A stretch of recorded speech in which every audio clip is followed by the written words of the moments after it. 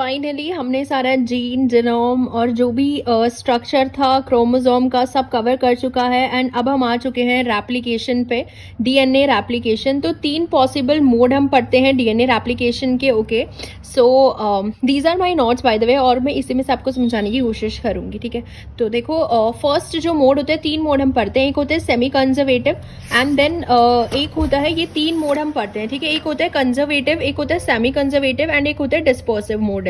ये रेप्लिकेशन के हम 3 मॉडल पढ़ते हैं। तो कंजर्वेटिव में क्या होता है, देखो सबसे पहले हम देख लेते हैं सेमी कंजर्वेटिव। सेमी कंजर्वेटिव में क्या होता है, जैसे कि हमारा ओरिजिनल डीएनए है, तो जो हमारा न्यूली सिंथेसाइज्ड डीएनए होगा ना, ये जो ओरिजिनल डीएनए है, ये यहाँ से सेपरेट हो जाते हैं, दोनों स्ट्रैंड ओरिजिनल डीएनए के देखो सेपरेट हो जाते हैं एंड जो है डॉटर स्ट्रैंड बनता है, यानी कि हर एक ओल्ड स्ट्रैंड जो है वो पेरेंट टेम्पलेट की तरह काम करता है। तो ये हमारा बन जाता है न्यूली सिंथेसाइज्ड स्ट्रैंड हमारा बन जाता है, यानी कि इसके अंदर हमारा 50% तो कंजर्व्ड रहता है पेरेंटल डीएनए, तो 50% पेरेंटल डीएनए रहेगा एंड 50% हमारा क्या रहेगा, डॉटर डीएनए। तो हर एक स्ट्रैंड जो है वो एज अ टेम्पलेट की तरह काम करेगा एंड उसके अगेंस्ट हमारा डॉटर स्ट्रैंड बन जाएगा। ये होता है सेमी कंजर्वेटिव, यानी कि हमारा 50% पेरेंटल डीएनए जो है वो कंजर्व्ड रहता है। ठीक है, एक तो ये मोड होता है सेमी कंजर्वेटिव।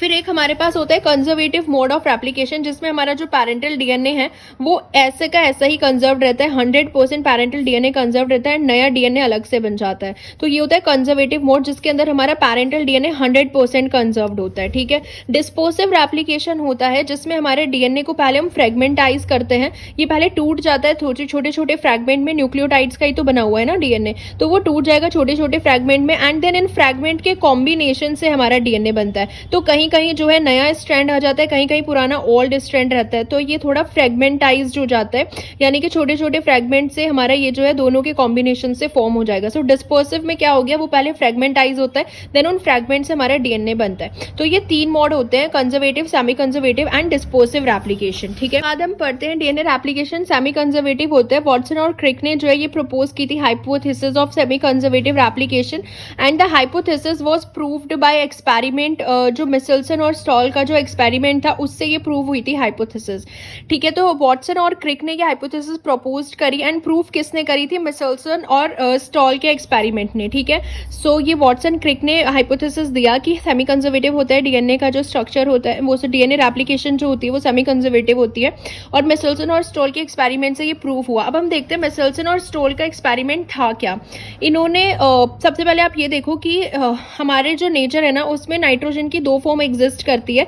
एक हमारी होती है हैवी नाइट्रोजन, जिसको हम N15 से जानते हैं, एंड एक हमारी होती है लाइट नाइट्रोजन, जिसको हम N14 से जानते हैं। तो ये जो मिचेल्सन और स्टॉल का एक्सपेरिमेंट था ना, इन्होंने क्या किया, सबसे पहले इन्होंने बैक्टीरिया को ग्रो कराया एक मीडिया में, जिसमें जो सोर्स था नाइट्रोजन का वो अमोनियम क्लोराइड था, जिसके अंदर जो नाइट्रोजन था ना वो N15 नाइट्रोजन था। सो N15 कंटेनिंग मीडिया में बैक्टीरिया को इन्होंने ग्रो कराया, ताकि जो N15 नाइट्रोजन है ना वो इसके डीएनए में क्या हो जाए, इनकॉर्पोरेट हो जाए, क्योंकि डीएनए में नाइट्रोजन तो होता ही है ना डीएनए न्यूक्लियोटाइड में, तो ये था कि नाइट्रोजन उसमें इनकॉर्पोरेट हो जाए। फिर इन्होंने डीएनए को उसका डीएनए आइसोलेट किया एंड उसका जब caesium chloride density gradient centrifugation हुआ तो हमें एक बैंड मिला, जो कि N15 और N15 का एक हमें हैवी बैंड मिला ये। ठीक है, तो हमें एक बैंड मिला उसके अंदर, यानी कि डीएनए जो है दोनों स्ट्रैंड में क्या हो गया, N15 है, इस वाले स्ट्रैंड में भी क्या है, N15 जो है नाइट्रोजन इनकॉर्पोरेट हो गई।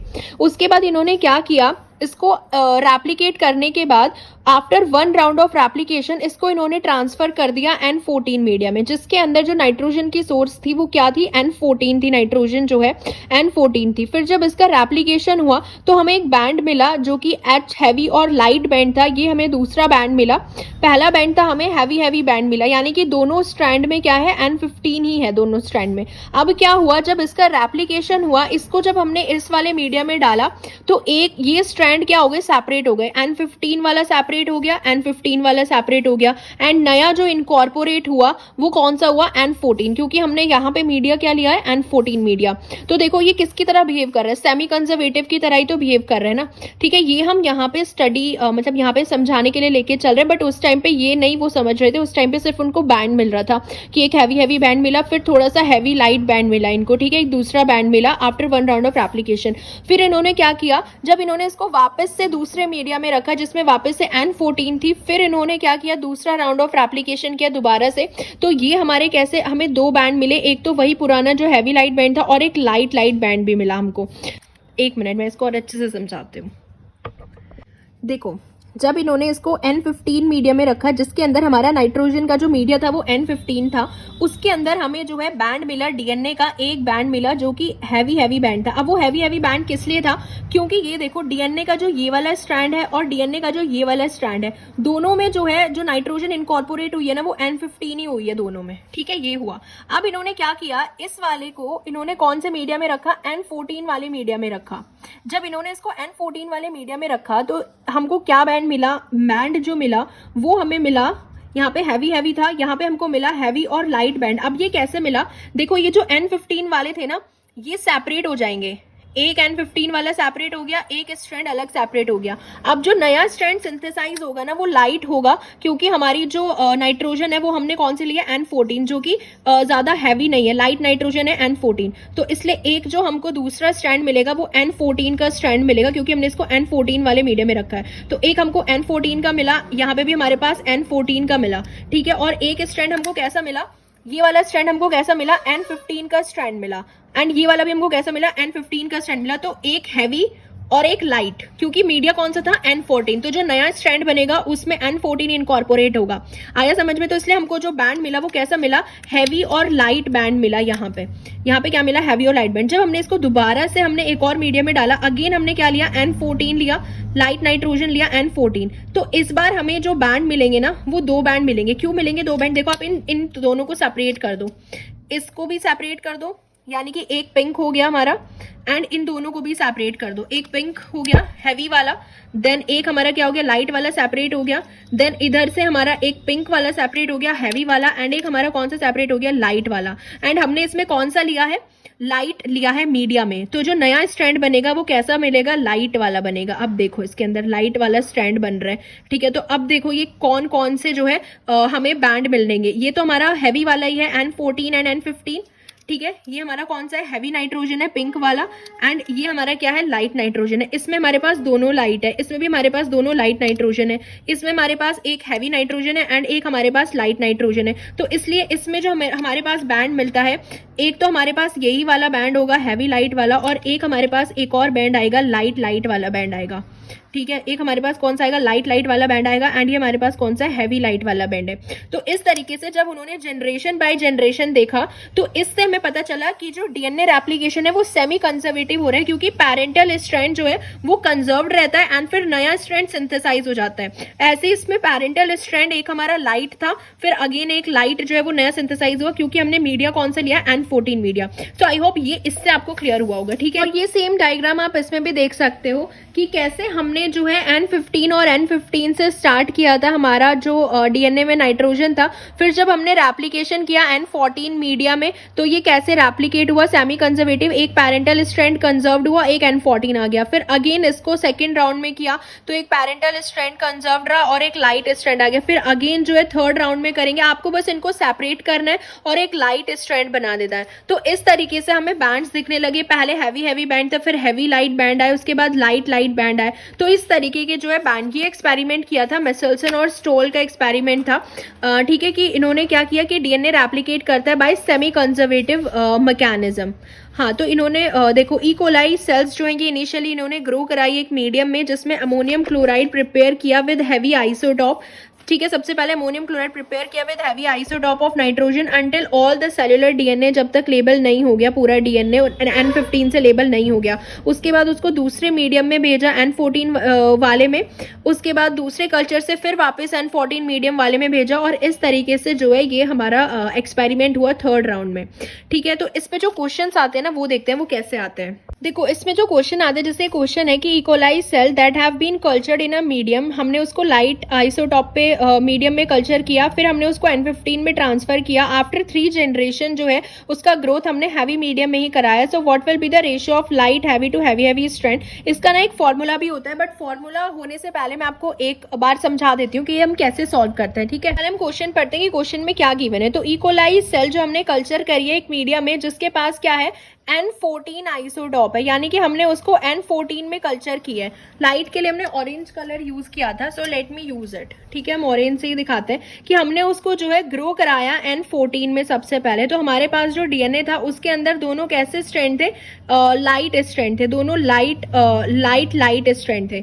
उसके बाद उन्होंने उसको N15 में 3 जनरेशन के लिए डाला। तो जब हम इसको 3 जनरेशन में N15 में डालेंगे, यानी कि हम क्या कर रहे हैं, N15 ले रहे हैं 3 जनरेशन के लिए। सो N15 पहले ये जो है लाइट सेपरेट हो जाएगा इधर, फिर ये इधर, और अब हमने नया जो मीडिया लिया है वो N15 लिया है। तो हमारे पास क्या आ जाएगा, एक हैवी स्ट्रैंड होगा।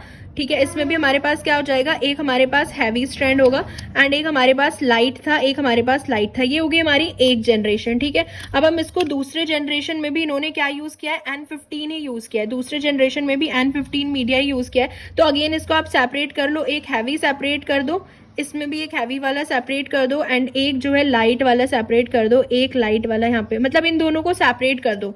उसके बाद हम देख रहे हैं कि N15 मीडिया है तो भाई हैवी ही बैंड बनेगा। ठीक है, N15 है तो अब आप हैवी बैंड बना दो, N15 है तो हमने हैवी बैंड बना दिया। तो यानी कि हमारे पास क्या आ गया, हैवी हैवी, ये हो गया हमारे पास हैवी लाइट एंड देन ये हमारे पास अगेन हैवी हैवी एंड ये हमारे पास क्या हो गया, light and heavy. So heavy light heavy light हमने 3 जनरेशन के लिए देखा है ना, फर्स्ट जनरेशन, सेकंड जनरेशन। अब हम इसको थर्ड जनरेशन में लेके जा रहे हैं। थर्ड जनरेशन में भी हमने कौन सा मीडिया यूज किया, N15 मीडिया ही यूज किया। अगेन आप इनको सेपरेट कर दो, एक ये हमारा सेपरेट हो गया। ठीक है, ये वाला भी हम सेपरेट कर देंगे, हैवी और लाइट हमने सेपरेट कर दिया। अगेन यहाँ पे हमने हैवी हैवी सेपरेट कर दिया एंड अगेन हमने यहाँ पे लाइट और हैवी को सेपरेट कर दिया, सारे सेपरेट कर दिए। और बैंड कौन सा बनेगा, 15 वाला। सो एक हमारे पास हैवी हैवी बैंड आ गया, ये भी heavy heavy, heavy band, light heavy, then again हमारे पास heavy heavy band, heavy heavy, light heavy. तो आप देखो हमारे पास एक तो हैवी हैवी बैंड आ गया, this is also heavy heavy, ये भी हमारे पास हैवी हैवी, दोनों में हैवी है। इसमें हमारे पास हैवी है एंड एक हमारे पास क्या है, लाइट है। देन अगेन हमारे पास हैवी हैवी नाइट्रोजन है, इसमें भी हैवी हैवी है, इसमें भी हैवी हैवी नाइट्रोजन है एंड इसमें हमारे पास क्या है, लाइट है और हैवी है। तो इस तरीके से आपने 3 जनरेशन तक कर लिया। अब देखो इसमें क्वेश्चन में पूछा हुआ है कि what will be the ratio of light heavy to heavy heavy. Light heavy और हैवी हैवी का क्या रेशियो होगा। लाइट हैवी हमारे पास कितने हैं, 2 हैं light heavy and heavy heavy कितने, 1 2 3 4 5 एंड 6। तो यानी कि हमारे पास क्या आ गया, 2/6 से रेशियो आ गया। तो हमने इसका क्या देखा, लाइट हैवी से हैवी हैवी का रेशियो, यानी कि light heavy upon heavy heavy. और लाइट हैवी हमने इसमें देखा कितना हमारे पास 2 है एंड हैवी हैवी कितने 1 2 3 4 5 6। तो यानी कि 2/6, 2 1 2 2 3 6, 1/3 विल बी इट्स आंसर। ठीक है, तो ये ऐसे होता है। तो 1:3 इसका आंसर आ जाएगा 1:3। एक तो ये वाला पॉइंट होता है कि इसमें आप हर एक जनरेशन में करवा के देख लो, 1 2 थर्ड जनरेशन तक कैसे कराया है उस हिसाब से ये आप सॉल्व कर सकते हो। बट ये बहुत लंबा जो है टेक्निक है, तो इसका हम फॉर्मूला भी बताते हैं कि हम इसको फॉर्मूले से कैसे सॉल्व कर सकते हैं। इसी तरीके से ये दूसरा क्वेश्चन है, बस इसमें अगर परसेंटेज पूछी है तो आप इंटू 100 कर दो। बस आपको ये लिखना है कि सेकंड जनरेशन में वो कौन सा मीडिया यूज कर रहा है, तो उस हिसाब से हमारे जो है बैंड बनते चले जाएंगे।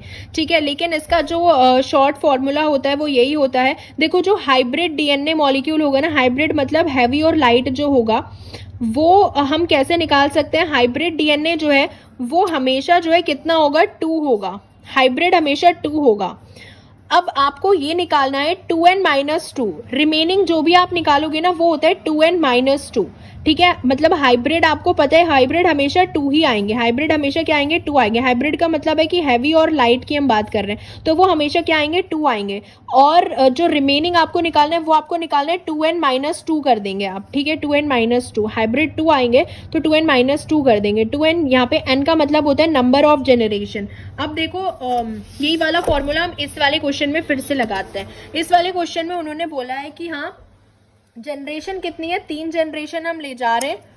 ठीक है, 3 जनरेशन ले जा रहे हैं। तो इन्होंने हमसे जो रेशियो पूछा है वो इन्होंने पूछा लाइट हैवी, जो रेशियो पूछा है light heavy upon heavy heavy का रेशियो पूछा है और 3 जनरेशन है। तो देखो लाइट हैवी तो कितना होता है, जो हमारा हाइब्रिड हमने देखा वो तो हमेशा 2 ही होता है ना। तो अगर आपको रिमेनिंग निकालना हो तो वो कैसे निकालेंगे, 2n-2 हो जाएगा। ये हमारा हो जाएगा 2n-2। एन कितना है, नंबर ऑफ जनरेशन, 2 3 -2 हो जाएगा। एंड आप इसको कर दो 2 2 2 इंटू 2 इंटू 2 माइनस 2, 4 2 8 माइनस 2 कर दो, एंड 8 में से 2 गया, कितना बचा 6, तो 2/6 आ गया, एंड 2 1 2 2 3 6, वही रेशियो आ गया ना 1:3। तो इस वाले फॉर्मूले में आपको बस याद रखना है कि जो 2 होता है हाइब्रिड हमेशा 2 ही होगा। हाइब्रिड अगर पूछा हुआ है लाइट हैवी या हैवी लाइट, ये अगर हाइब्रिड पूछे हुए तो ये हमेशा 2 ही होंगे, एंड रिमेनिंग आपको निकालना है 2n माइनस 2, एंड यहाँ पे होता है नंबर ऑफ जेनरेशन, रिमेनिंग आपको ऐसे निकल जाएंगे। सो ये जो है फॉर्मूला हम यूज कर सकते हैं, वही सेम आंसर हमारा वही आ गया, ठीक है। तो इसी टॉपिक से हम स्टार्ट कर रहे हैं अभी एप्लीकेशन में, ठीक है। तो ये जो है मिचेल्सन और स्टॉल का एक्सपेरिमेंट था, जिसमें इन्होंने बताया कि जो डीएनए है वो कैसा होता है, सेमी कंजर्वेटिव होता है, एंड इस तरीके से हम जो है क्वेश्चंस भी सॉल्व कर सकते हैं। एंड सबसे पहले आपको पता होना चाहिए कि डीएनए से डीएनए अगर बन रहा है रेप्लिकेशन, डीएनए से आरएनए बन रहा है तो ट्रांसक्रिप्शन, आरएनए से प्रोटीन बन रहा है तो ट्रांसलेशन, एंड आरएनए से डीएनए वापस बनेंगे तो रिवर्स ट्रांसक्रिप्टेशन होता है। रिवर्स ट्रांसक्रिप्टेज एंजाइम इसको क्या करता है, मतलब इसको रिएक्शन को कराता है आरएनए से जब डीएनए बनाता है तो। एंड और ये बाल्टीमोर और टेमन ने दिया था, ठीक। होप ये क्लियर हुआ होगा आपको बेसिक कि मिचेल्सन और स्टॉल के एक्सपेरिमेंट से हमें पता चला कि डीएनए की जो रेप्लिकेशन होती है वो कैसी होती है, सेमी कंजर्वेटिव होती है।